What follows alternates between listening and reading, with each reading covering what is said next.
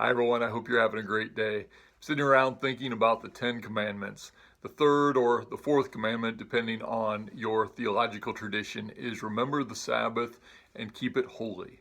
In order to understand what that means, Lutherans, for instance, have always assumed, well, it means basically you're supposed to go to church once a week.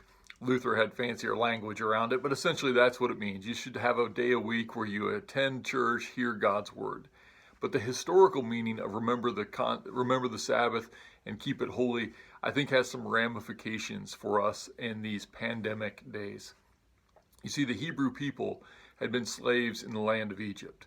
What this meant is their days were consumed with appeasing their Egyptian overlords. And to do this, that meant they had to make so many bricks.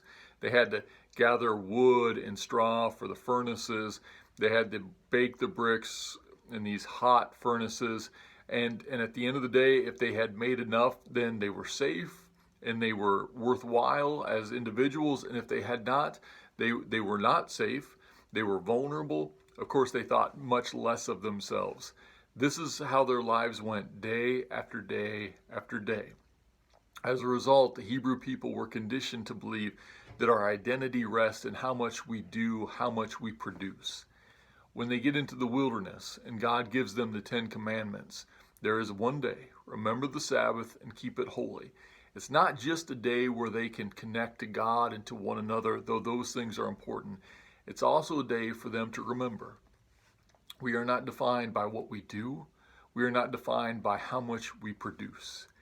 I was thinking about that in these days where so many of us who find our identity in work, who find our identity in the production we bring to the world, and yet we look around and we can't do the work and we can't produce the same things that we are normally capable of doing.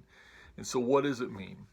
Well, perhaps one of the things that we should learn in the midst of this situation is to say we need Sabbath moments all the time. We need opportunities, whether we like how they came about or not, to be able to say, I am more than what I produce. I am not defined by my work. Instead, I am defined by the one who knows me, the one who has made me, the one who has saved me. And if we're able to find our identity in God, then truly we are remembering the Sabbath and keeping it holy. Thanks for listening. Have a great day. Bye-bye.